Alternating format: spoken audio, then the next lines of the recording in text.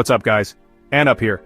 And let's be honest, if you're serious about training, chances are you've felt that twinge, that ache, that unwelcome guest called joint pain. It's the kind of thing that can derail your progress, kill your motivation, and make you question if lifting heavy is even worth it. But what if I told you that a lot of this pain isn't just bad luck, and it's not always about the exercise itself, but you're doing it, or even you're neglecting around it? Today we're diving deep into the common yet often overlooked mistakes lifters make that lead directly to sore shoulders, achy knees, and cranky elbows. These aren't the obvious blunders. These are the subtle saboteurs that creep into your routine, often disguised as good form or pushing hard. We're going to unpack 5 critical areas where you might be going wrong without even realizing it, and more importantly, I'm going to show you exactly how to fix them.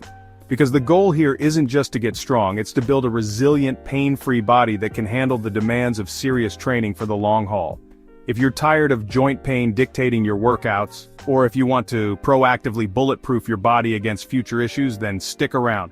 We're about to change the way you think about lifting, and it starts right now. Let's get to it.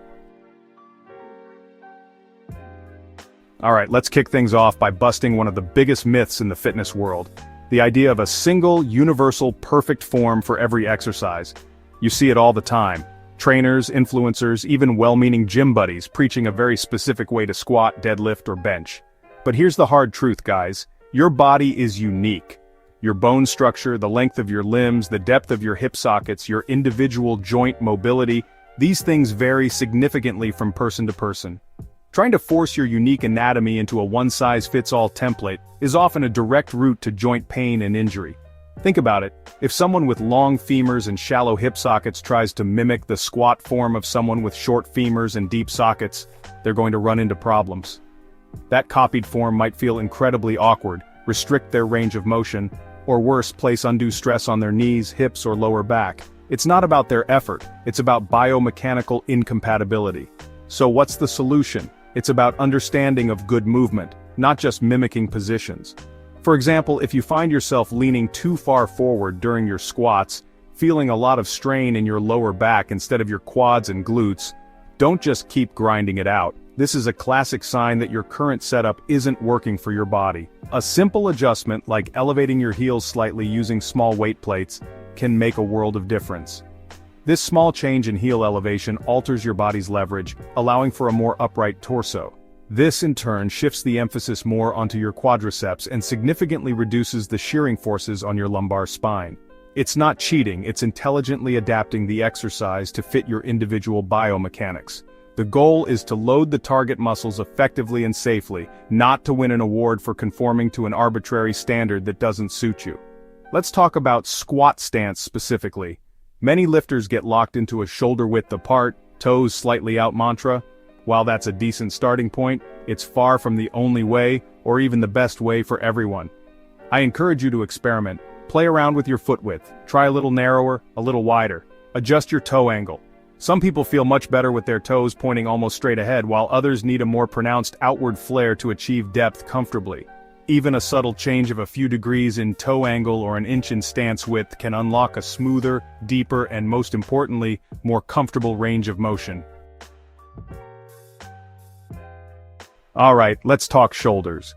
When that dreaded shoulder pain strikes, especially during pressing movements like the bench press or overhead press, what's the first thing everyone points to? The rotator cuff. And yes, the rotator cuff muscles are incredibly important for shoulder health and stability, and they can certainly be a source of pain. But here's a crucial piece of the puzzle that often gets missed. The culprit, or at least a major accomplice, frequently lies a bit lower down, in your mid and upper back. Specifically, I'm talking about the muscles that control your scapulae, or shoulder blades. Muscles like the middle and lower trapezius and the rhomboids. These muscles are the unsung heroes of shoulder function. Their job is to provide a stable platform for your shoulder joint to operate from. Think of your scapula as the foundation upon which your arm moves. If that foundation is weak, unstable, or not moving correctly, then everything built on top of it, namely your glenohumeral joint, is going to be compromised. When these crucial mid-back stabilizers are weak or underactive, which is incredibly common in our modern sedentary lifestyles where we spend hours hunched over desks and phones, your shoulder blade doesn't move and stabilize properly during complex movements. During a bench press, for example, your scapulae should retract and depress, creating a solid base. If your mid-back muscles can't do this effectively, your shoulder joint essentially wobbles or shifts excessively. This instability puts a tremendous amount of abnormal stress on the rotator cuff tendons and the joint capsule itself. This constant micro-trauma, rep after rep, workout after workout, is what often leads to impingement syndromes, tendinitis, and that chronic nagging shoulder pain that so many lifters experience. You can do all the external rotations and rotator cuff exercises you want, but if you don't address the underlying scapular instability stemming from a weak mid-back, you're only treating a symptom, not the root cause. The pain might temporarily subside, but it's likely to return as soon as you resume heavy pressing. So, how do we fix this? We need to actively strengthen and engage these neglected mid-back muscles. I'm a huge advocate for incorporating prehab, or, more accurately, targeted strengthening exercises for this region, especially after your upper body workouts when these muscles are already warmed up. We're not talking about heavy, complex lifts here. Simple, focused movements can make a world of difference. Chapter 3. Don't lock your wrists, respect your carrying angle. Now, let's move down the arm and talk about something most lifters never even consider, yet it can have a profound impact on your elbow and shoulder health. Your carrying angle. What is the carrying angle? If you stand naturally with your arms hanging by your sides, palms facing forward, you'll notice that your forearms don't hang perfectly straight down from your elbows. They actually angle slightly outwards, away from your body. This natural outward angle of the forearm relative to the upper arm is your carrying angle. This angle, more pronounced in some individuals than others, is a normal anatomical feature. The issue arises when we force our arms into positions that don't respect this natural alignment, particularly with exercises that use fixed implements like straight barbells or certain machines. When you grip a straight barbell for, say, a bicep curl or an overhead press, your wrists are often locked into a supinated or pronated position that might not align with your natural carrying angle. This can create a torque or twisting force not just at the wrist, but transmitted up the kinetic chain to the elbow. If your wrists can't rotate freely to accommodate your carrying angle because they're locked onto a straight bar, that stress has to go somewhere. Often it's the elbow joint, particularly the medial inner or lateral outer epicondyles, leading to common issues like golfer's elbow or tennis elbow, even if you don't play those sports. And the strain doesn't necessarily stop at the elbow. If the elbow is constantly under torsional stress, it can affect how forces are transmitted further up to the shoulder joint.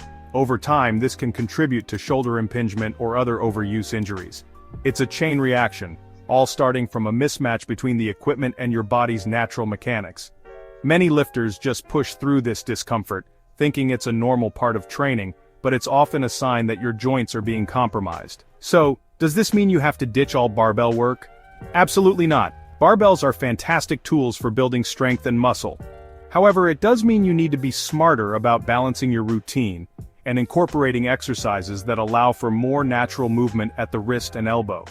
The solution is to ensure that for every muscle group, or at least for many of your pressing and pulling movements, you include exercises that offer freedom of movement for your hands and wrists. Chapter 4. Progression mistakes equal long-term joint pain. Alright, let's tackle a big one: progression. We all want to get stronger, lift heavier, and see those numbers go up. That drive for progressive overload is fundamental to making gains. But here's where things can go sideways and lead to chronic joint pain. Making progression mistakes by pushing harder or faster than your body, and specifically your connective tissues, are truly ready for. It's the too much, too soon, with too little recovery or imperfect form trap. Think about it. You're feeling good, you're chasing a new personal record on the bench press. To get that last rep up, maybe your form breaks down a little. Your elbows flare out, your back arches excessively, or you use a bit of momentum, you get the lift, and in the moment, it feels like a victory. There's no immediate pain, just the satisfaction of hitting a personal record. But that small compromise in technique, repeated over time, is like a tiny crack that slowly widens. These seemingly minor form deviations, especially when combined with maximal or near-maximal loads, place abnormal stresses on your joints, ligaments, and tendons. Your muscles might be able to handle the load in that compromised position for a short while, but your joints are taking a beating. This damage is often cumulative and insidious. It might not show up as acute pain today or tomorrow, but it can manifest weeks or even months later as stubborn, persistent joint pain that seems to come out of nowhere. That nagging elbow tendonitis, the shoulder impingement that won't go away, the cranky knee. Often these can be traced back to periods of aggressive progression where form was sacrificed for weight on the bar. Smart progression, the kind that leads to long-term gains in joint health, isn't always about adding more plates to the bar every single week. Sometimes smarter progression means choosing to add 1 or 2 extra reps with the same weight, but with impeccable technique. Sometimes it means focusing on the quality of movement, the control, the mind-muscle connection, rather than just the quantity of weight lifted. Increasing time under tension, reducing rest periods, or improving the execution of an exercise are all valid forms of progressive overload that are often much kinder to your joints than simply piling on more weight before your structures are prepared for it. It's about playing the long game. A crucial part of smart progression is learning to listen to your body. Chapter 5. Rotate your movements, don't overuse joints. The final mistake we're going to cover, and it ties in nicely with smart progression, is the failure to rotate your exercises. Many lifters find a set of exercises they like, or that they feel work well for them, and then they stick with those same movements week in and week out, month after month, sometimes even year after year. While consistency is important, repetition without sufficient variation can be a direct recipe for joint overuse injuries. Think about it. Even if your form on the flat barbell bench press is technically perfect, performing that exact same movement pattern with the same grip at the same angle multiple times a week for an extended period places a very specific and repetitive stress on the same parts of your shoulder joint, elbow, and wrists. Your muscles might adapt and get stronger, but your joints, tendons, and ligaments are subjected to the same wear pattern over and over again. Over time, this repetitive micro-trauma can exceed the tissue's capacity to repair itself, leading to inflammation, degeneration, and pain. It's like bending a paperclip back and forth in the exact same spot. Eventually it's going to weaken and break. Your joints are far more resilient than a paperclip, of course, but the principle of cumulative stress still applies. This is why you might develop pain even when you feel your form is solid. The solution is to strategically rotate your movements. This doesn't mean you need a completely new workout every single week. That would be counterproductive for progressive overload. Instead, think about cycling your primary exercises every few months or every training block. For example, if you've been focusing on the flat barbell bench press for 8 to 12 weeks, maybe your next training cycle emphasizes the incline dumbbell press or a close grip bench press. These variations, while still targeting the chest, shoulders, and triceps, alter the joint angles, the line of pull, and the stabilization demands. An incline press changes the stress on the shoulder joint compared to a flat press. Using dumbbells instead of a barbell allows for more natural movement at the wrists and elbows, as we discussed earlier. Even a subtle change like switching from an overhand grip to a neutral grip on rows can make a difference. This rotation gives the specific tissues that were being heavily stressed by the previous exercise a chance to recover and adapt, while still allowing you to train the target muscle groups effectively. It's like giving certain parts of your joints a mini vacation while other aspects are being challenged. Chapter 6. Your toolkit for pain-free lifting. So, there you have it. 5 critical areas where you might be unknowingly setting yourself up for joint pain, and more importantly, how to correct them. These 5 simple changes: tailoring form to your unique anatomy, strengthening your mid-back to support your shoulders, respecting your carrying angle with smarter grip and exercise choices, implementing mindful progression strategies, and rotating your routine to avoid overuse, are your toolkit for pain-free lifting. Don't let joint pain hold you back from getting strong, building muscle, and staying consistent with your training.